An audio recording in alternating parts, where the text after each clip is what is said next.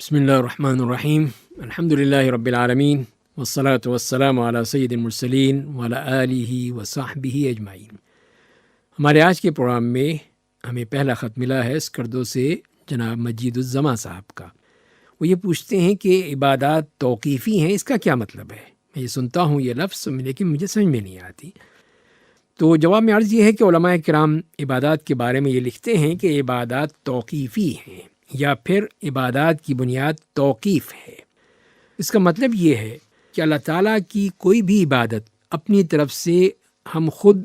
اس کو بنا نہیں سکتے، خود کر نہیں سکتے، یہاں تک کہ وہ نصوص شریعت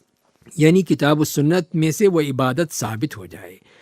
کہ یہ اللہ کی عبادت ہے۔ تو لہذا کوئی بھی عبادت شرعی دلیل کے بغیر جائز نہیں ہوتی، کوئی بھی ہم نہیں کر سکتے جب تک کہ وہ ہمیں قرآن و حدیث سے ثابت ہو جائے تو پھر ہم کر سکتے ہیں۔ یہی مراد ہے کہ وہ توقیفی ہے، یعنی اس کے لیے کوئی دلیل ہونی چاہیے، اس دلیل کی بنیاد پر ہی اس کو ہم قبول کریں گے، ورنہ قبول نہیں کی جائے گی۔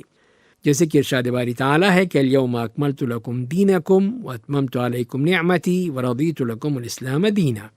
کہ آج میں نے تمہارے لیے تمہارا دین مکمل کر دیا ہے اور تم پر میں نے اپنی نعمت پوری کر دی ہے اور تمہارے لیے اسلام کو بطور دین پسند فرما لیا ہے۔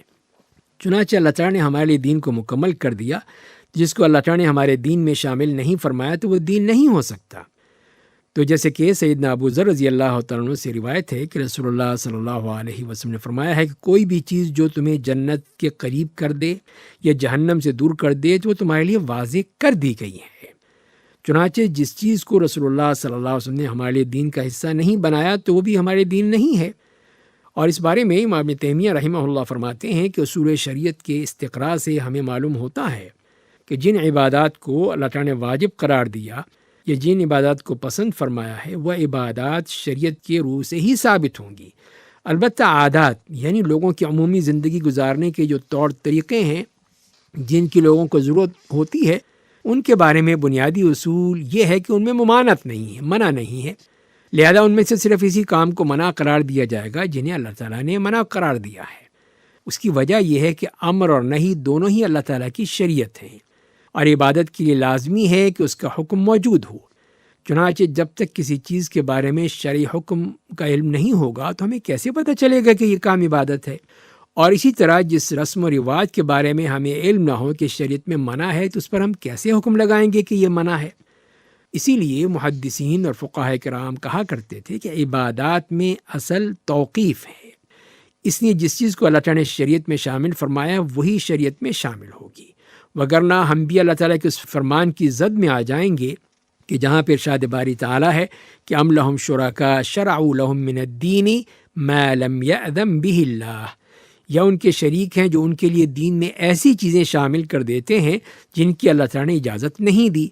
جبکہ عادات کے بارے میں اصل یہ ہے کہ زندگی گزارنے کے کوئی بھی طور طریقہ اپنا سکتے ہیں،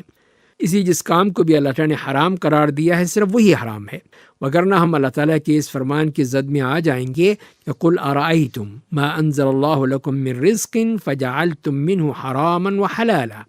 کہ آپ کہہ دیجئے کہ تم بتلاؤ کہ جو کچھ اللہ تعالیٰ نے تمہارے لیے نازل کیا ہے کہ تم نے ان میں سے حرام اور حلال بنا دیے ہیں۔ اسی لیے اللہ تعالیٰ نے مشرکین کی مذمت فرمائی کہ انہوں نے دین میں ایسی چیزیں شامل کر دیں جن کی اللہ تعالیٰ نے اجازت نہیں دی ہے، اور دنیاوی معاملات میں ایسی چیزیں حرام کر ڈالیں جنہیں اللہ تعالیٰ نے حرام قرار نہیں دیا ہے۔ تو اسی لیے علماء یہی کہتے ہیں کہ عبادات توقیفی ہیں،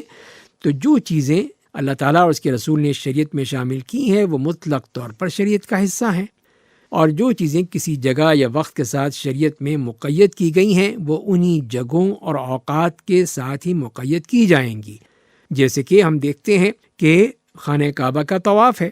اور صفا مروہ کی سعی ہے، تو یہ شریعت کے مطابق وہیں پر ہی مقید ہے، تو ہم خانہ کعبہ کا ہی طواف کر سکتے ہیں اور کسی جگہ کا طواف نہیں کر سکتے، تو لہذا وہ اسی جگہ سے مقید ہو گئی۔ اسی طرح صفا مروہ کی ہم سعی کرتے ہیں تو صفا سے مروہ اور مروہ سے صفا ہم اس طرح چکر لگاتے ہیں وہاں پر، تو یہ وہیں پہ ہی مقید ہے اور کسی جگہ پر نہیں کر سکتے۔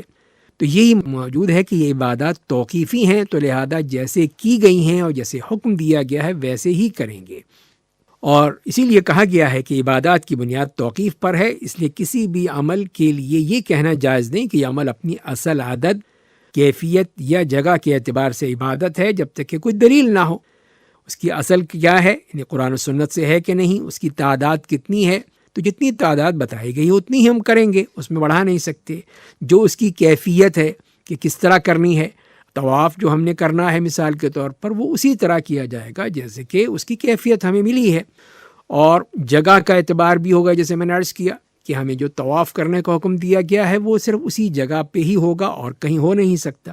تو لہذا پھر ہمیں یہ خیال رکھنا ہے کہ اس کی اصل، اس کی تعداد، اس کی کیفیت، اس کی جگہ کے اعتبار سے ایک چیز عبادت ہے تو اسی کا ہی اعتبار کیا جائے گا، اس میں ہم اپنی طرف سے کوئی چیز شامل نہیں کر سکتے۔ اور بعض علماء نے لکھا ہے کہ عبادت میں اصل ممانعت ہے، اس لیے کسی بھی شخص کے لیے عبادت کا کوئی ایسا طریقہ اختیار کرنا جائز نہیں ہے جو اللہ تعالیٰ نے شریعت میں شامل نہیں کیا۔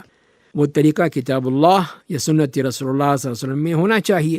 لہذا اگر کسی شخص کو عبادت کے حوالے سے یہ شک پیدا ہو کہ یہ عبادت ہے یا نہیں، تو اصول یہ ہے کہ یہ وہ عمل عبادت نہیں ہے یہاں تک کہ اس کے عبادت ہونے کی دلیل مل جائے۔ اور اسی طرح بعض علماء نے یہ بھی کہا ہے کہ عبادت توقیفی ہوتی ہے، کسی بھی وقت یا جگہ یا کسی عبادت کا طریقہ شارع کے حکم سے ہی اپنایا جا سکتا ہے۔ چنانچہ اگر کوئی شخص بھی عبادات کی جگہ کے حوالے سے، وقت کے حوالے سے، کیفیت کے حوالے سے کوئی چیز بھی اپنی طور پہ ایجاد کرے گا تو وہی بدعت کہلائے گی اور وہ قبول نہیں ہوگی۔ تو لہذا پھر ہمیں یہی خیال رکھنا چاہیے کہ جو بھی ہم نے اعمال کیے ہیں دین کے حوالے سے، یا ہم سوچ رہے ہیں یا ہم کر رہے ہیں، جب تک کہ وہ اللہ کے اور اللہ کے رسول صلی اللہ علیہ وسلم کے اعمال کے مطابق نہیں ہے، ان کے فرمان کے مطابق نہیں ہے،